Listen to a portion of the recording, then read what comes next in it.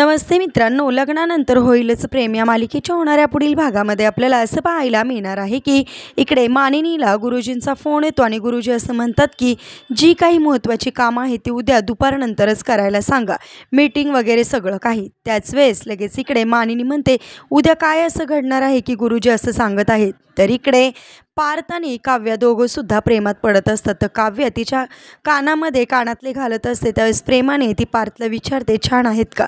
पार्थसुद्धा हसत हो म्हणतो। तर इकडे लगेचच रम्या असं म्हणते की उद्या दुपारनंतर काव्य मी तुला तुझ्याच दिवसपर्यंत पोहोचवणार आहे।